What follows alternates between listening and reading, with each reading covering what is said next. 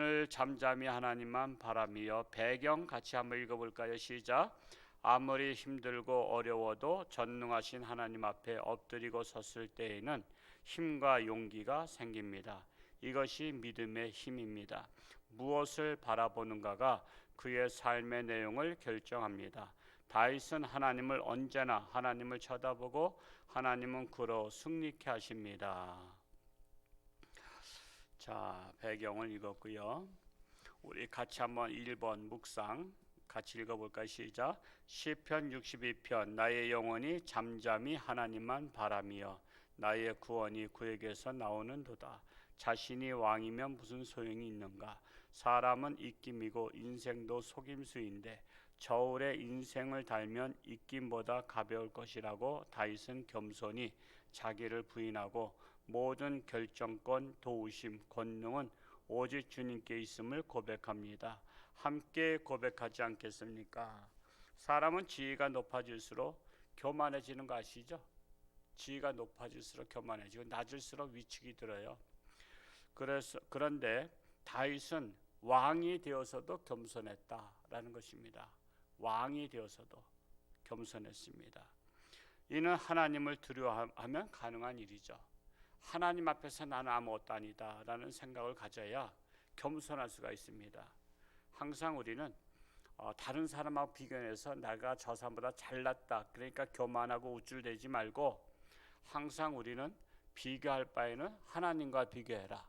그러면 나는 아무것도 아니다. 나는 하나님 앞에서 먼지와 같은 존재이다. 그러면은 사람들 앞에서 교만할 수가 없죠. 그리고요 이 하나님의 다 작품들이잖아요. 잘난 사람이나 못난 사람이나 똑똑한 사람이나 무식한 사람이나 다 하나님의 작품이에요. 자, 그림으로 비유하겠어요. 화가가 예를 들어서 옛날에 처음에 옛날에 그랬던 피카소의 그림이라든가 이런 것들 보면 그림 같지도 않잖아요. 그냥 낙서한 것 같아요. 낙서한 것 같은데 그거 무시하면 그건 바보인 거야. 여러분 그 옛날에 그 피카소의 그림이나 이런 것들은 지금 시장에 나오면요 낙찰가가 보통 몇백억 가요. 몇백억. 여러분이 정성 들여서 그림 내놔보세요. 얼마에 팔릴 수 있는가? 10,000원 받기도 어려워요. 시장에서 10,000원에 여러분 그림 사가라 그러면 10,000원도 안 줘.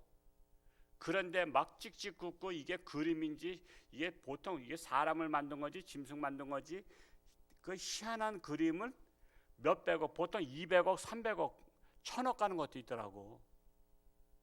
우리는 그런 걸 보면서 이게 왜 비싸죠? 누구의 작품이라? 피카소의 작품이 있기 때문에 비싼 거예요. 내 작품이면 싸. 10,000원도 안 가.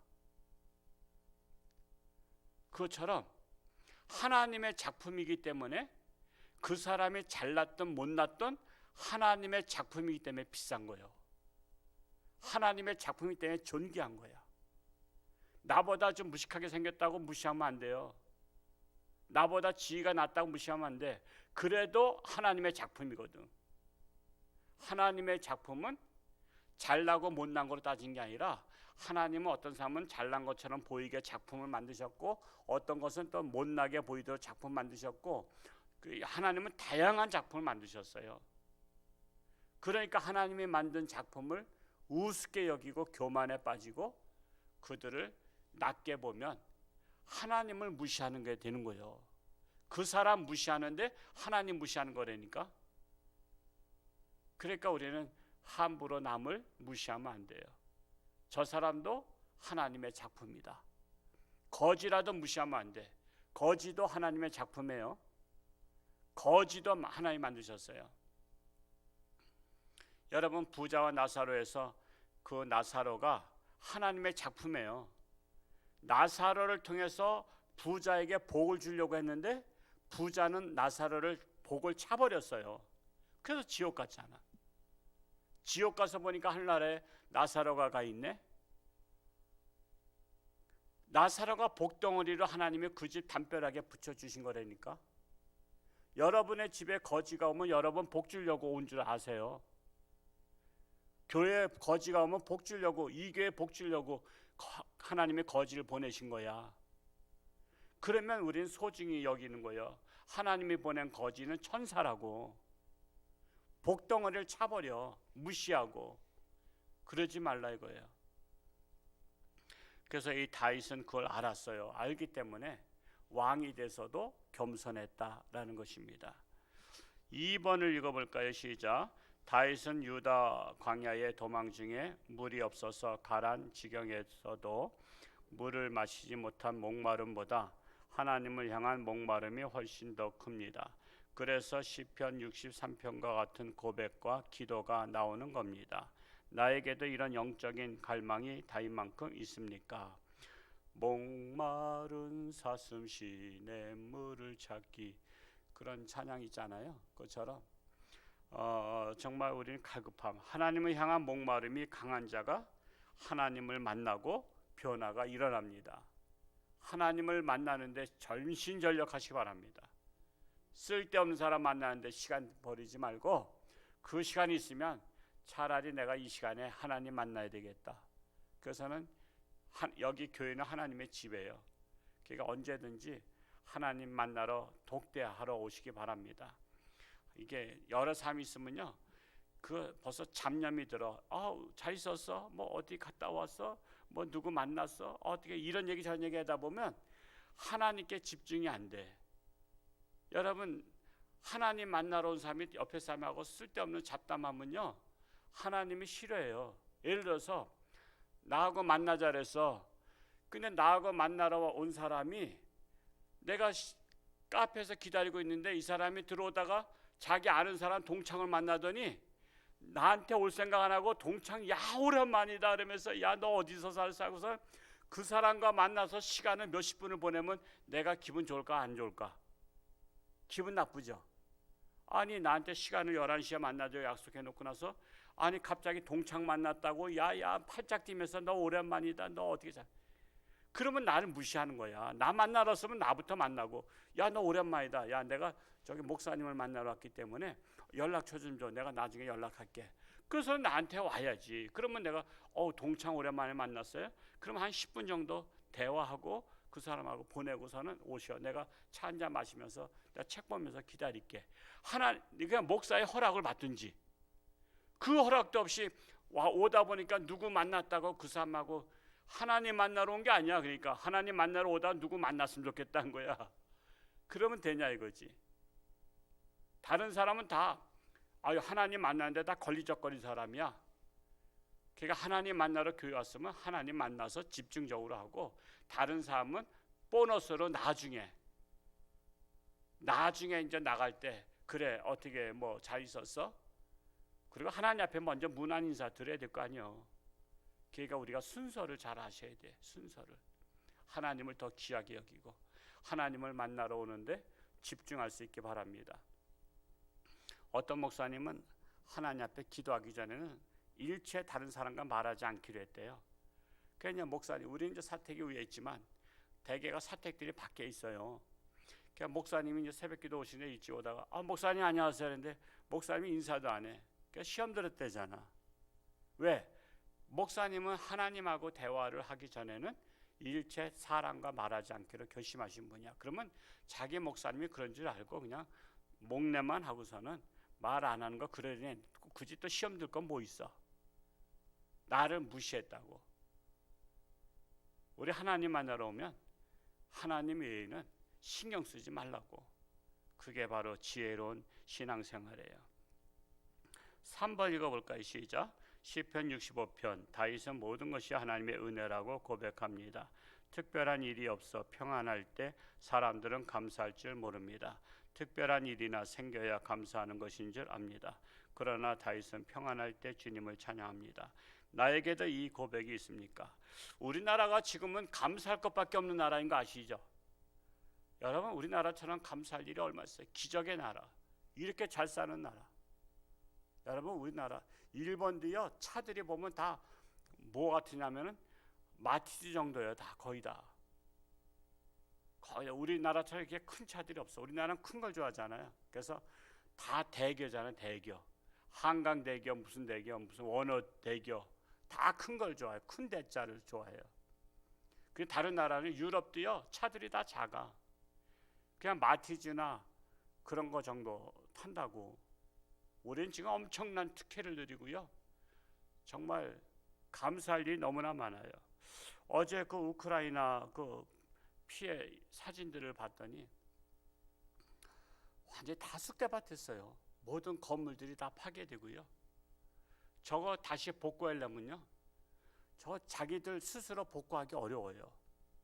아마 다른 나라들이, 우리나라가 아마 가서 도와줘야 될 거야. 그 들판에 보니까 폭격을 맞아서 웅덩이가 그냥 뭐 몇 메타 간격으로 웅덩이가 다 나서, 폭격하면 땅이 파지잖아요. 그 위에서 사진 찍은 걸 보니까 그렇게 폭격을 쏟아붓어. 그래서 전쟁은 나서는 안 돼. 근데 우크라이나가 러시아랑 그 옛날에는 소련의 하나였거든요. 근데 나라가 갈라졌잖아요. 부도나면서. 제가 지난주 설교했듯이 그 고르바초프 때 갈라졌다고. 갈라지면서 우크라이나에 핵이 많이 있었어요. 근데 그 핵을 그 러시아가 우리한테 넘겨주면 너희 나라 우리가 보호하겠다 그랬어요. 그래서 협정을 맺었어. 그리고 핵을 다 러시아로 다 넘겨줬어. 그런 바람에 뒤통수 친 거예요. 만약에 핵이 있었다면 러시아 못 칩니다. 왜? 모스크바에다 한 방 때리겠다 그러면 그거 전쟁할 수 있어요? 공산주의는 어떤 약속도 믿으면 안 돼요.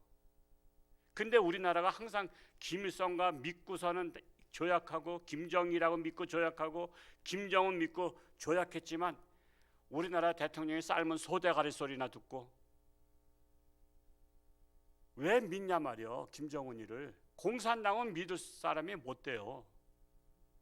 그래가지고 결국 그동안 밀어준 것 가지고 우리는 북한을 믿습니다. 그래서 돈을 계속 밀어줬잖아요. 지난 정권서도 엄청 갔다고. 지금 그거 다 파헤쳐야 돼요. 여러분 기가 막힐 거예요. 돈 간 거 생각하면. 그것 가지고 핵 만들었다고. 지금 핵을 지금 200발인가 몇 발 쏠 수 있는 걸 만들었다 하잖아요. 남한은 북한하고 싸워서 이제는 못 이겨요. 자기네가 질 것 같으면 핵을 터뜨리겠다고 하거든. 그래서 우리가 정말 정신 차려야 되고요. 지금 그럼에도 정권이 바뀌어서 이것들 다 파헤치고 있잖아요. 야당들은 지금 정치 보복이라 지금 난리 났잖아요. 왜? 다 깜빵가게 생겼으니까. 깜빵가더라도 다 파헤쳐서 이 나라가 정상화돼야 돼요. 그리고 어리석은 국민들이 깨우쳐야 돼요. 우리가 그동안 속았구나. 그래서 참으로 우리나라가 바로 서는 나라가 돼야 됩니다. 그래서 얼마나 감사한지 몰라요. 정권 바뀌지 않으면요, 우리나라 사회주의로 갔어요.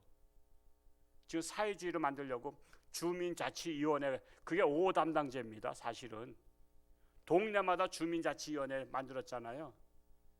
정권이 지금 안 바뀌었으면요, 그거 통해서 5가정당 감시할 수 있도록 만드는 제도란 말이에요. 사회주의로 가는 건데 지금 천만다행이다. 지금 자유민주주의를 지킨 거예요. 그게 얼마나 감사해요. 이거 하나님이 하신 겁니다. 하나님이. 우리나라 하나님이 하신 거. 그래서 우리는 감사할 것밖에 없다라는 것입니다. 다시는 전쟁이 나지 않도록 정신 차려야 됩니다. 오늘 말씀 읽으면서 마음에 와닿는 말씀 한 구절을 적고 되뇌 봅시다. 64장 64편 5절에서 7절을 적었어요. 64편 5절에서 7절 한번 같이 읽어볼까요? 시작. 그들은 악한 목적으로 서로 격려하며 남몰래 올무 놓기를 함께 운운하고 하는 말이 누가 우리를 보리려 하며 그들은 죄악을 꾸미며 이르기를 우리가 묘책을 찾았다 하나니 각 사람의 속뜻과 마음이 깊도다. 그러나 하나님이 그들을 쏘시리니 그들이 갑자기 화살에 상하리로다. 악한 자들이 악한 목적으로 서로 격려하면서 남몰래 올무를 놓고 하려고 하는데 하나님께서 그들을 심판하셨다는 거예요.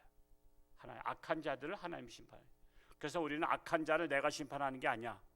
누구한테 맡겨요? 하나님께. 하나님께 맡기는 겁니다. 악한 자 내가 죽여버리겠다 아니에요. 하나님께 맡기는 거예요. 그래 하나님께서 심판하신다는 겁니다. 적용, 말씀을 묵상하면서 나의 삶에 적용할 것과 실제로 행동에 옮길 것을 구체적으로 적어봅시다.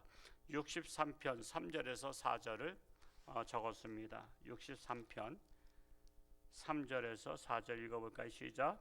주의 인자하심이 생명보다 나음으로 내 입술이 주를 찬양할 것이라. 이러므로 나의 평생에 주를 송축하며 주의 이름으로 말미암아 나의 손을 들리이다. 늘 주님을 찬양하는 입술이 되겠다. 주님을 찬양하는 입술. 하루에 몇 곡? 7곡을 부르도록 도전해 보시기 바랍니다. 감사하는 성도는 더욱더 풍성한 삶을 살게 됩니다. 오늘 하루 돌아보며 한 줄로 감사를 적어봅시다. 오늘은 시작이니까 어제 전동약봉지 작업을 실버와 꽃산에서 나와서 작업을 아주 기쁜 마음으로 해주셔서 얼마나 감사한지 모릅니다. 안 되는 분들은 전도로 동참할 수 있기 바랍니다. 기도, 우리 글로 쓰는 기도는 영원히 보존되는 기도입니다. 한 줄의 마음에 담아 기도를 주님께 돌려드립니다. 우리나라 정치가 바로 서게 하시고 나라 위하여 목숨 바친 순국 선열들을 존귀 여긴 나라가 되게 하소서. 연평해전, 천안함호 이 가족들이요 세월호만도 못해요. 저는 세월에 죽은 아이들도 불쌍한 건 사실이에요. 제가 홍천군에서 모금했잖아요. 그래서 300여만 원 가서 직접 전달해주고 왔어요. 저도 세월에서 죽은 아이들도 불쌍하지만 여러분 나라를 위해서 목숨 바친 연평해전이나 천안함호에 폭침당한 그 군인들은요 우리가 최고 대우해줘야 돼요. 근데 지금까지 다 묵살했어. 그분들 가족들을 지난 정권에서 청와대에서 초청했는데 아니 청와대 초청한 만찬 자리에 김정은하고 악수하는 사진을 거기다 왜 걸어놔? 그것 오장육부를 뒤집어 놓는 거지. 여러분 초청받은 집에 자기 집 아들을 죽인 그 아버지 사진이 거기에 초청장에 그 초청받은 장소에 걸려 있으면 여러분 밥이 먹히겠어요? 그 사진을 3장씩이나 걸어놓고서는 그 안에서 맛있게 먹으라고 만찬장에서 그게 뒤집어진 거야. 그렇게 천안함호나 저기를 배려를 못해. 우리나라가 앞으로 정말 나라 위해서 하신 분들을 존귀 여기는 귀하게 여기는 나라 되게 하소서 기도할 수 있게 바랍니다. 기도하겠습니다. 사랑하는 아버지 하나님, 오늘도 새날 주셨사오니 오늘 하루도 하나님과 동행하며 승리하는 복된 날 되게 하시고 이 나라가 바른 나라가 되어서 정말 나라를 위해서 헌신한 자들이 헛되이 죽지 아니하며 그들의 희생으로 말미암아 이 나라가 더욱더 바로 서며 그들을 존경하고 존귀 여기는 사랑하는 그들을 격려하는 그들에게 위로하는 나라가 되게 하여 주옵소서. 그리하여 이 땅에 하나님의 나라가 실현되고 마음껏 하나님을 찬양하는 나라가 되기를 원합니다. 악한 법을 통해서 기독교를 교묘하게 사라지게 하려고 하는 그런 악법이 지금 설치고 있습니다. 이런 때일수록 우리 하나님의 백성들 정신 차리고 이러한 술수에 넘어가지 않도록 우리가 깨어서 기도하며 나라를 지키는 파수꾼의 역할을 감당케 하여 주옵소서. 참으로 아직도 육신의 질병으로 고통당하고 있는 사랑하는 유가족들과 또한 이 나라에 아픔 당하고 있는 여러 가지 질병 속에 있는 우리 많은 백성들과 우리 사랑하는 성도들 또한 수술하며 병실에 있는 우리 많은 성도들이 있습니다. 여러 가지 질병으로 고통 속에 있는 성도들이 있습니다. 오직 하나님을 바라보며 의지할 때에 하나님의 능력의 손길로 치료하여 주옵소서. 깨끗함 받게 하시고 육신의 질병과 마음의 질병과 영적인 질병을 치료받고 건강한 자로 하나님 영광 위에 살게 하여 주옵소서. 오늘 하루도 저들의 삶 가운데 하나님께서 동행하여 주옵시기를 예수님의 이름으로 축복하며 기도하옵나이다. 아멘.